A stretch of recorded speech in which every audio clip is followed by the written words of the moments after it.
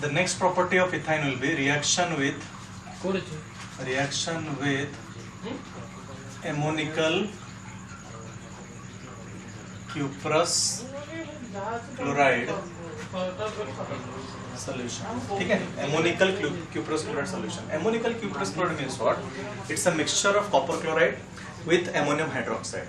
What we'll do? We'll take ethine, CH triple bond CH, plus CuCl, copper chloride, plus NH4OH. Now this mixture, copper chloride plus NH4OH, this mixture is together known as ammonical cuprous chloride. Okay. Now on reaction, this will give you, ऐसा तो नहीं बनता है. On reaction, this will give you carbon.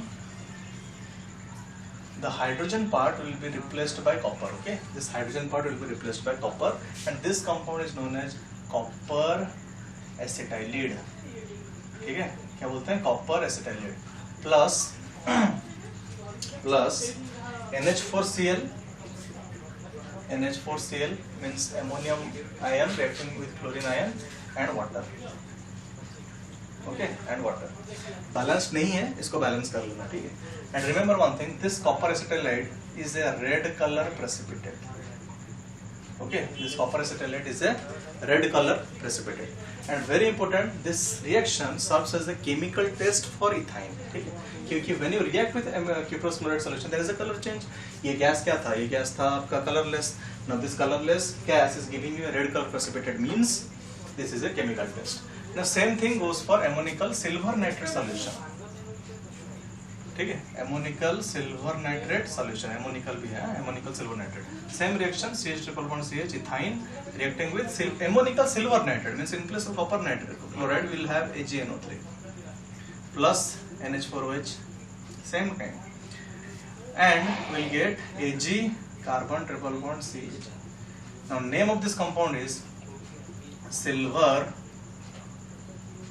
acetylide plus NH4NO3 ammonium nitrate plus water. Okay, and this one is a white precipitate. This one is a white color precipitate, and both the reactions serves as a chemical test for ethine. ठीक है, अब यहाँ पे आपका ethine भी खत्म होता है, and the use of uses थोड़ा देख लेना, जैसे फिर से ऑक्सीएसिटिलीन टॉर्च एंड वगैरह वगैरह, राइपनिंग ऑफ फ्रूट्स एक्सेट्रा. अच्छा, तो all the alkane and alkane series are over. The next part section of this chapter is reading about alcohol.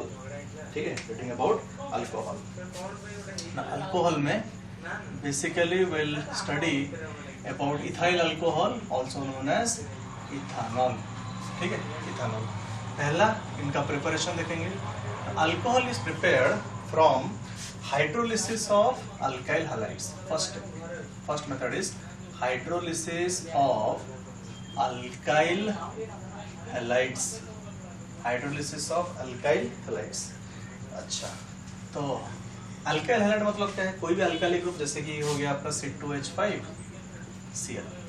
Okay, when it react with any caustic alkali, for example NaOH, then a double displacement type of reaction occurs, and it will give you C2H5OH plus NaCl. This one is called ethanol. Okay, now same reaction we can do for bromine also. C2H5Br plus NaOH gives you C2H5OH plus NaBr. Sodium bromide या फिर NaOH की जगह तुम लोग potassium hydroxide भी ले सकते हो, KOH तो तुमको KBr मिलेगा, पोटेशियम ब्रोमाइड. ओके, तो any alkyl halide, general reaction अगर लिखूं मैं, any alkyl halide when react with caustic alkali, NaOH होगा या फिर KOH होगा, then it will give you ethanol and salt. ठीक है, ethanol and salt. Okay, so this is the first method of preparation, hydrolysis of alkyl halide. Then industrial method में second method होगा, industrial में hydration of ethene. In hydration of ethene, what we will do? We have C2H4 ethene will react with concentrated H2SO4. ये वाला reaction किए थे, if you react this, then we get CH, this will be H, H, H, H, and this is HSO4. Okay, C2H5 HSO4. ठीक है, क्या compound होगा? C2H5 HSO4. Now if you take this one, C2H5 HSO4, C2H5 HSO4, and you react it with water, okay, and you react with water, then this will give you C2H5OH plus H2SO4. C2H5OH plus H2SO4. Okay, what will happen? This H2 molecule will break to H and OH. ठीक है, H और OH में तोड़ जाएगा. C2H5 ये OH और ये H और HSO4 मिलके H2SO4 वापस दे देंगे. So now we got ethanol. ठीक है, 2 स्टेप रिएक्शन है. क्या करना है? इथिन को सल्फ्यूरिक एसिड में डालना है, तो तुमको मिलेगा इथाइल हाइड्रोजन सल्फेट. ऑलरेडी पढ़े थे. Now you take that ethyl hydrogen sulphate और वाटर उसमें पास करो. वाटर मतलब स्टीम का फॉर्मेट में होगा, स्टीम होगा. ठीक है, स्टीम होगा. एंड स्टीम अगर पास करोगे, स्टीम मतलब water vapour. Okay, steam pass करोगे तो तुमको इथेनॉल एंड सल्फ्यूरिक एसिड मिलेगा. तो थर्ड स्टेप है, वो है थोड़ा ऑर्गेनिक वाला method, that is fermentation. Fermentation of sugar, मतलब क्या बोलेंगे इसको, C12H22 बोल देगा ना, सुक्रोज. थर्ड मेथड है fermentation. Sugar that is sucrose, east डालोगे इसमें, और इसमें ना एक एंजाइम रिएक्ट करता है, इसको बोलेंगे इन्वर्टेज. ईस्ट डालोगे तो ईस्ट एक एंजाइम रिलीज करेगा, invertase. Now this enzyme, when it will react with this sugar, it will give you C6H12O6 plus C6H12O6. This will be glucose and this will be fructose. अब बोलोगे कि formula तो same है, molecular formulas are same, structures are different. Isomers तो पढ़ा हुआ है, structures are different, इसलिए इसको बोलेंगे ग्लूकोज और इसी को बोला जाता है फ्रुक्टोज. ठीक है, now you take glucose, simple one, C6H12O6, और इसमें फिर से ईस्ट, और इस बार जाइमेज एक एंजाइम है वो रिएक्ट करेगा. Now when glucose will react with an enzyme जाइमेज, directly it will give you alcohol C2H5OH and carbon dioxide gas is release. इसलिए ना फर्मेंटेशन जब होता है ना, CO2 गैस रिलीज होता है. ठीक है, if you take glucose, add yeast will release an enzyme called zymase, and this zymase will react together to give you ethanol and carbon dioxide gas. अब आता है इथेनॉल का फिजिकल प्रॉपर्टीज. आपको पता है लिक्विड स्टेट में है, normal temperature पे लिक्विड स्टेट में रहता है ये. एंड आफ्टर दैट इसका टेस्ट, अगर टेस्ट बोलेंगे तो प्लीजेंट टेस्ट होता है. And main thing about this is it is soluble in water. Generally majorly all organic compounds, maximum of those are insoluble in water but soluble in organic solvents.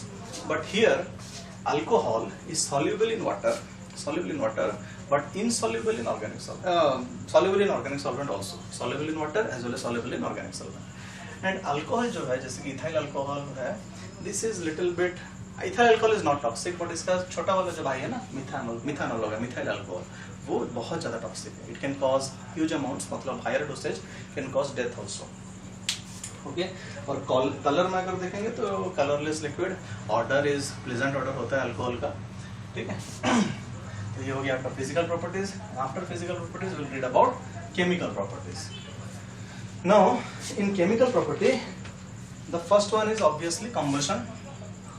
और combustion में मैंने बोला था तुम किसी भी ऑर्गेनिक कंपाउंड को लो और उसको कंबशन कराओ तो तुमको क्या मिलेगा? हमेशा CO2 and water, carbon dioxide and water. And we have not balanced it, balance कर लेना नंबर 1. फिर ऑक्सीडेशन, मतलब स्लोली करना है in the presence of K2Cr2O7 oxidising agent. तो क्या होगा? नेचुरल ऑक्सीजन रिलीज करेगा. And we know if I take C2H5OH alcohol, इसको K2Cr2O7 से ऑक्सीडाइज करेंगे तो पहले मेरे को मिलता है इथेनॉल, मतलब CH3CHO, and further oxidation will get ethanoic acid CH3COOH. Okay, then the third part, this is 1, this is 2, this is 3. Reaction with sodium.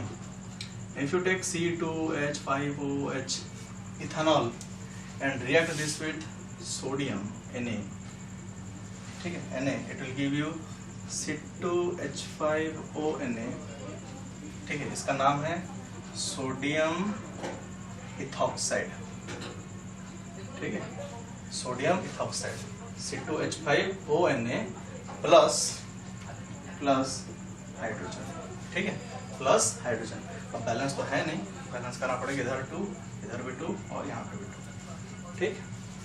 अच्छा, देन द फोर्थ वन के लिए जगह नहीं है, ऊपर लिखता हूँ. फोर्थ वन इज नहीं, यहाँ पे लिखता है. Fourth one very important, esterification reaction. Now this is a special kind. Esterification मतलब क्या है, हम बोलते हैं इसको कंडेंसेशन ऑफ इथेनॉल या any alcohol with carboxylic acid. Condensation of alcohol with carboxylic acid. और अपना सिलेबस में हम देखेंगे रिएक्शन या कंडेंसेशन, जिसको जो भी बोलना है बोलो, of alcohol that is ethanol with carboxylic acid, और स्पेशल वाला मतलब इथेनोइक एसिड, सेकंड मतलब 2 कार्बन वाला, दैट इज CH3COOH, ठीक है. Alcohol reaction with acid, this reaction is called esterification. कैसे होगा देखो, the compound name will be, ये ऐसा होता है CH3COOC2H5 प्लस H2. बहुत इजी. देखो व्हाट विल डू, C2H5 है और ये CH3 होगा. This OH and this HOH will together be written as H2, and CH3COO is acetate ion. It will get attached with C2H5, that is alkyl group. C2H5 के साथ attach हो जाएगा. अब इसका नाम होगा इथाइल इथानोएट, ठीक है. नाम क्या है इसका, ethyl इथानोएट, and it has a fruity smell मतलब अच्छा स्मेल है, फल जैसा. It is having a fruity smell, and this is a very important reaction for testing of alcohol. Chemical test के लिए ये रिएक्शन को लिख सकते हो या फिर दे सकते हो. व्हेन कैसे लिखोगे, ऑब्जर्वेशन में, व्हेन एसिटिक एसिड या ethanoic acid is added to ethanol, then it react together to form ethyl ethanol, which gives out a fruity smell, ठीक है, which gives out a fruity smell. अच्छा, the number 5 will be reaction with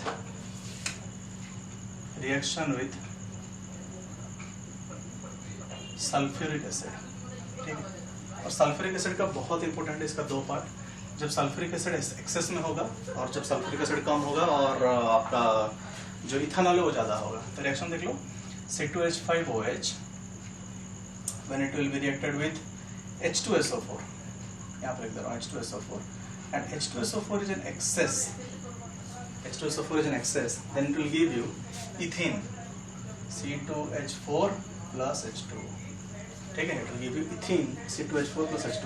इसका structure अगर देखो ऐसा है, C2H5OH, इससे क्या होगा ना, this OH and H will go out. एक H निकालो और एक OH निकालो तो क्या बन जा रहा है, C2H4 नहीं बन जा रहा है, C2H4 और H2 निकल जाएगा, HOH. ये OH और H5 से एक हाइड्रोजन गया तो बचा कितना, C2H4, ठीक है. और C2H4 is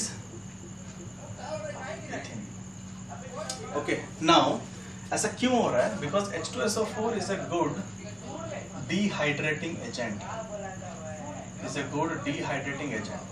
Dehydrating agent means what? It will take out molecule of water, ठीक है. dehydrating agent मतलब एक molecule से water molecule को निकाल देगा, ठीक है, अंदर से केमिकली जो कंपाउंड. तो वाटर molecule निकल गया तो बचा C2H4, तो ethane will get. Now the second part of the reaction is when C2H5OH मतलब ethanol will be in excess, and this will react with H2SO4. Now ऊपर वाला में इथेन मिलता था, यहाँ पे कुछ अलग मिलेगा, वो कंपाउंड होगा diethyl ether, C2H5O diethyl ether, ठीक है. कंपाउंड का नाम डाईइथाइल ईथर, क्योंकि ये वाला बॉन्ड मैंने बोला था इथर है और 2 इथाइल ग्रुप है तो diethyl ether. And will balance it, यहाँ पे 2 दोगे और इसके साथ एक वाटर मॉलिक्यूल भी निकलता है, ठीक. यहाँ पे जैसे निकला, यहाँ पे वैसे वाटर मॉलिक्यूल आएगा, ठीक, plus H2. Now after this कुछ टाइप्स ऑफ अल्कोहल है या फिर यूजेस बोल सकते हैं, यूजेस ऑफ अल्कोहल। यूजेस में फर्स्ट तो it is used in thermometers, secondly beverage की तरह यूज होता है, मेडिसिन बनाने के लिए भी यूज होता है, एक्सेट्रा एक्सेट्रा। और 3 तरह का अल्कोहल का टर्म्स है, एक है स्प्यूरियस अल्कोहल, एक है मिथाइलेटेड स्पिरिट, मिथाइलेटेड स्पिरिट, और तीसरा है डीनेचर्ड अल्कोहल, डीनेचर्ड अल्कोहल। ठीक है। What do you mean by spurious alcohol? Spurious alcohol मतलब दिस इज अनडिस्टिल्ड अल्कोहल। अनडिस्टिल्ड अल्कोहल मतलब इथेनॉल होगा, इथेनॉल होगा तो उसमें लार्ज क्वांटिटीज